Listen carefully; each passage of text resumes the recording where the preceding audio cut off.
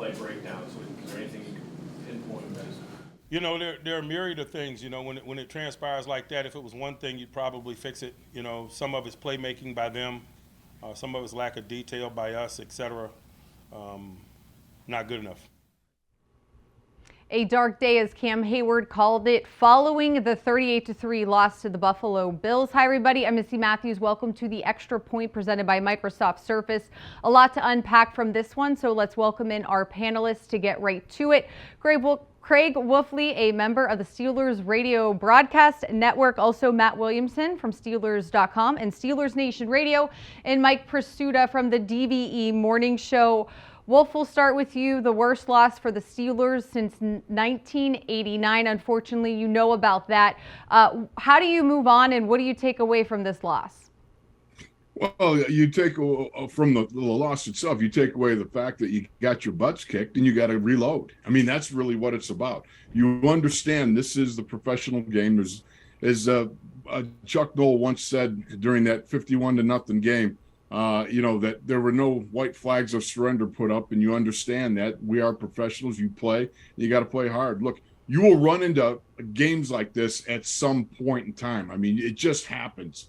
But the fact is, you got to take out of this the things that you did wrong, and you got to reload, and you got to come back, because there's nobody that's coming in to save you from the East, as Chuck Noll once put it to us back in '89.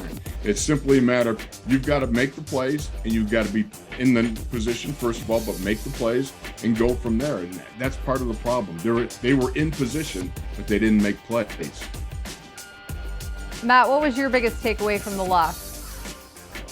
Buffalo's pretty good. I mean, they have a pretty good quarterback that makes some serious plays. Big plays obviously were a theme that was on special teams as well as offense and defense.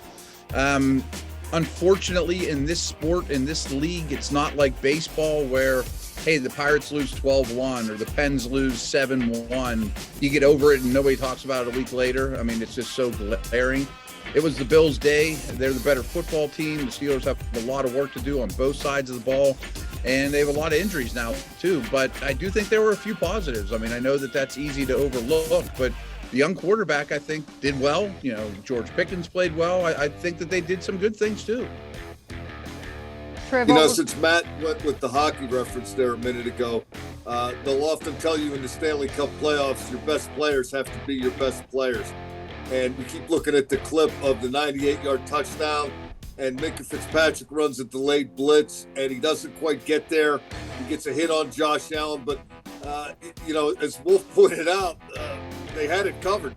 They had double on each of the outside guys. That shouldn't happen, that play. It was poor execution. Then you look at that 62-yard touchdown, and Minkah Fitzpatrick is wrestling with Gabe Davis in the end zone for the ball. It looks like he's got it. Then Davis rips it out of his hands. They just got to play better. Mike Tomlin was asked about changes after the game, and I think he said the answer that most coaches would tell you after a loss like that. Yeah, we're going to look at everything. Yeah, everything's on the table. The reality is they're playing their best players. It's not like they have 4 all-pros on the bench that they can throw into the lineup.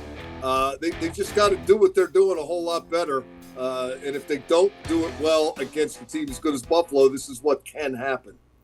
You know, Mike is exactly right. If you take a look at that, they threw into double coverage. I mean, Gabe Davis went on a go route, and he's sitting there. You got Levi Wallace, you got Trey Norwood, and he runs right by him. Well, Minkah is hitting Josh Allen in the chin as he's throwing the ball. Touchdown. You go to the wide receiver, Shakir, with the 31-yarder that he caught. You got 3 wide receivers to the right. You got 2 in cuts by 2 of the wide receivers. One runs a vertical, Shakir, and he goes up and in double coverage, he snags a 31-yarder. You got Gabe Davis, as Mike just pointed out.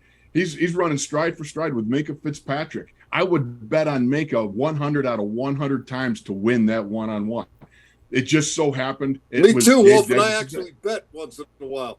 Yeah, you know, but I mean, that's the whole point of it. I mean, he was in position. And by the way, I would expect, if you remember, Minkah came out pretty hostile in Cincinnati and had a pretty good early jump. I got a feeling he might be of the same ilk when the Tampa Bay Bucks come to town, be a little bit hostile and wanting to prove that he is indeed the best safety in football.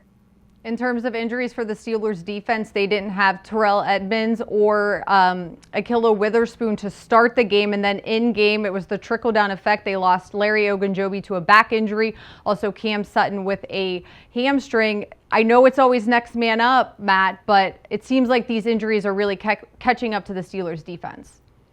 Massively. I mean, it's obvious that the Watt injury has had a huge tidal wave effect for the whole defense. But you mentioned it. I mean, Leal's playing outside to make up for the Watt loss, trying something a little bit different. So they're not using him inside, and then they lose Ogunjobi, and Tyson Alualu looks like he's struggling to be a contributor at this point. But the secondary, to me, is the biggest thing in terms of injuries. Is your 5 defensive backs, your nickel package. Minka was the only one remaining, and so next man up is wonderful. I'm a believer in it, but eventually you can't plug all the holes, and then you play Josh Allen, and it gets multiplied.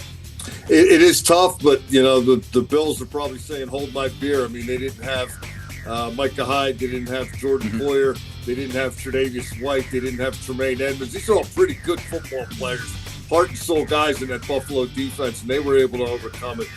Miami's playing without I think the Dolphins were down to quarterback number 3 yesterday. As Minka Fitzpatrick said, there's a 100% injury rate, and it's, people don't want to hear what you don't have. They want to know about what you did with what you got. All right, Triv and I were in the locker room following the loss. Not a pretty sight in there, as you guys can imagine, especially being that the Steelers dropped to 1-4. Here's Miles Jack on what the Steelers need to do moving forward.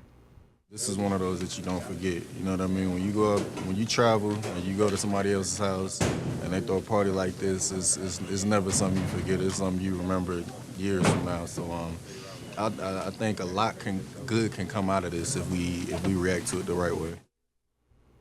Wolf, as you said, Minka's probably going to come out hot. He was also not very happy in the locker room as well. So how much do you take it personally, and how much do you have to turn the page after a performance like that?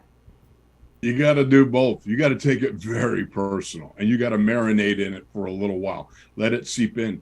Then you got to own it. And really, what does own it means? It means that you have to come to terms with your own inefficiencies. What have you not provided? What are you seeking to do to improve yourself? For instance, I remember having issues when I got moved out to tackle, and I'm kick-stepping back, learning to tie my hands and my feet together. And Tunch kept working with me. He kept saying, "You got to trust me. You got to believe in that you can do this." And it was like very frustrating to me. And I had to literally put myself in his hands to help me, because I was at guard, which I played for the first 8 or 9 years of my career. It was about setting your feet and throwing the punch there. So it's a difference in technique. And I had to own the fact that I was having an issue with some of my pass protection problems, because I had to time my punch and my feet. And until I got that sorted out, I'm going to continue to have it. So I had to work very hard at being able to do that. And it's that sort of example I'm laying to a lot of guys. They've got to be able to own their own shortcomings and improve on it, because again, there's nobody riding in from the East to save these guys. All the questions to all the answers, as Chuck Noll told us way back in 1989, we're sitting in the locker room. You have to look at yourself. Triv, you brought up the changes and what Coach Tomlin said following the game. Realistically, though, how much can the Steelers change defensively? I don't think a great deal. Maybe you try an Isaiah Loudermilk, but I don't think that's going to be game-changing. I want to get back to something Wolf was saying a minute ago, though, about the ownership of it. And one of the things that really stuck with me coming out of that locker room, Kenny Pickett talking about we all got to look in the mirror and not point the finger. It sounds kind of cliched, but I think he was speaking from the heart. He talked about having honest conversations with guys and not running from the leadership role that he believes is inherent to the quarterback position. And I think he's right about that. And another guy I talked to about that was Najee Harris, who was really frustrated. And he's only a second-year guy, but he said he was named the captain, so he thinks it's his job to lead. He was chosen to do that, so he's going to do that. And I'm going to paraphrase him here now because I can't remember exactly what he said, but words to the effect of, it's very easy to say something negative when everybody's at their lowest. You got to try to find a way to communicate in a positive way that actually resonates and results in some real change. And I was encouraged by those young guys showing that kind of maturity and that kind of perspective. I would probably prefer, as most Steelers fans would, that they not have to show it again for a long, long time in these kind of circumstances. But as they transition the offense to these younger players who are, hopefully going to be the major components of the offense for a long, long time, it looks like they've got it in good hands, for what that's worth. All right, well, speaking of that side of the ball, we need to talk about Kenny Pickett and his first NFL start with the Pittsburgh Steelers. We'll do that and more when we return here on the Extra Point presented by Microsoft Surface.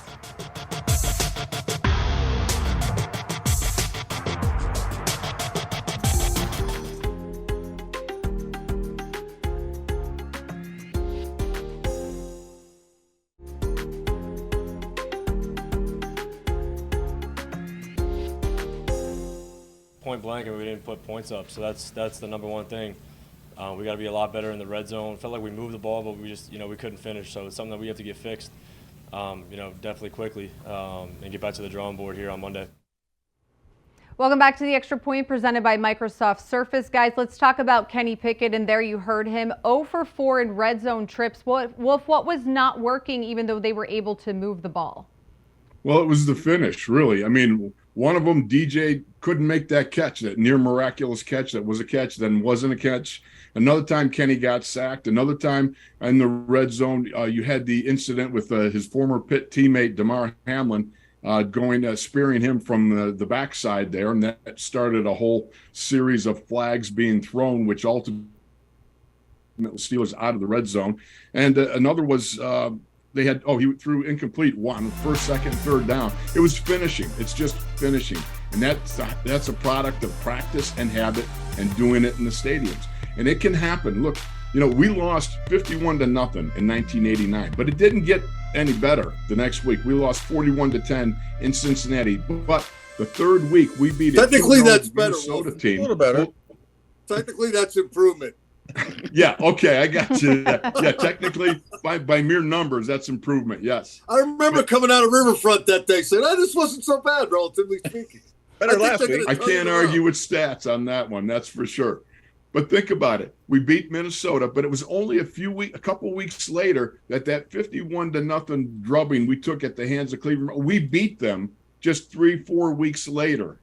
All right. So it doesn't take all these new guys. It doesn't take great geniuses and stuff. It takes guys committed to playing and finding the resources within themselves to up their level of play. And that's how it's done. Matt, yeah, you mentioned that pass to Deontay Johnson that would have been first and goal at the 1 or the 2. There was another one that was in the end zone, an almost catch. There was a 4th down to Deontay Johnson. He had it, and then it got punched out by Teron Johnson, the nickelback.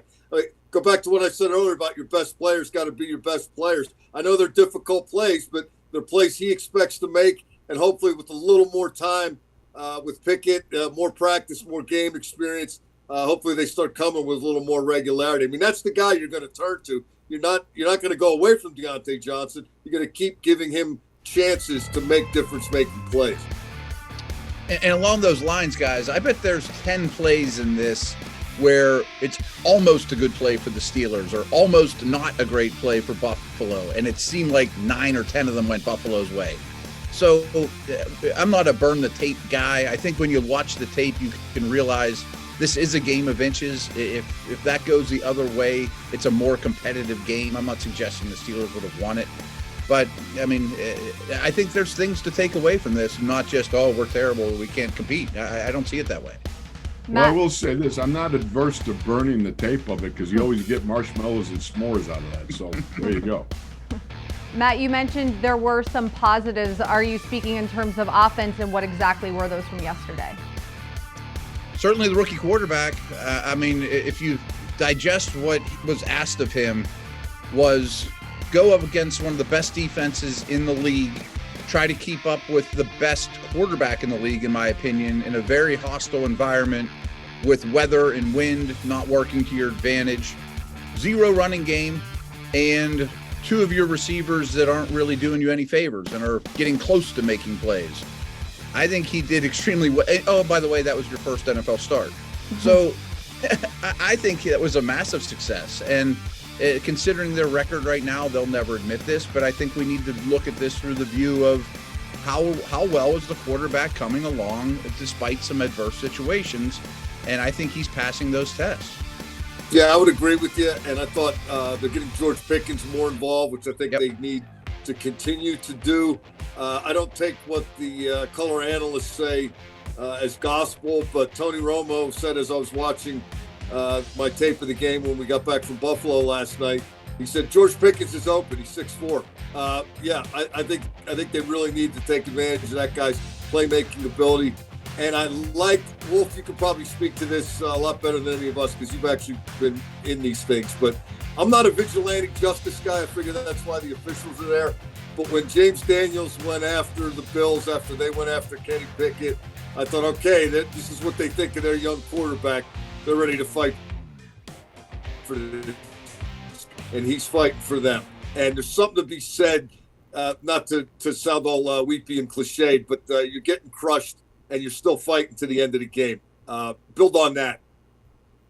There's respect there, and it was great to see the boys rally. Look, back in the day, there was a little more vigilanteism or frontier justice, as you called it, and it was always key that Chuck Noll always made the comment that if the referees don't keep things in hand, then you leave it to the players to be able to have to go about and conducting that business. And that certainly, that hit by Hamlin, I'm sorry, I don't know how he dives into the back of Kenny, how that's not even spearing, if nothing else. And regardless, the point was, I thought Kenny really led the team.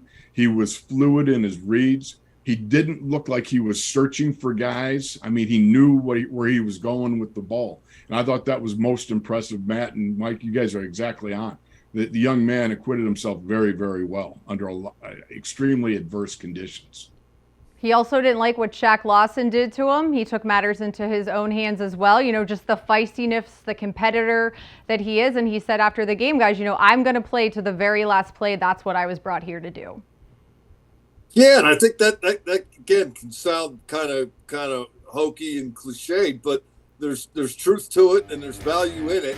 And if you can do that in that kind of environment, you're probably not going to have any problems continuing to do it and doing that every time you're out there. And I thought it was interesting. Mike Tomlin didn't want to talk about James Daniels and what he did, but when he was asked about what Pickett did with Lawson, he said appropriate.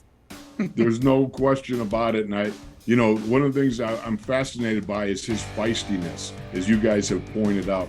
And the thing was, it reminds me of a young Bubby Brister without the Cajun accent. Bubby was always, he was one of those guys that was always in their other guys' faces and stuff. And you just rallied around him because he had a fighting spirit, and Bubby would fight you until the very end. So the fact of the matter is, I thought, again, that Kenny did the things that he needed to do. I thought he showed necessary and appropriate leadership at those heavy moments in the game. And you know what? I think it's a great starting point for him. All right, guys, thanks so much for joining me and for all of your analysis and expertise today. And thanks to everybody for watching the Extra Point presented by Microsoft Surface. We'll see you next week.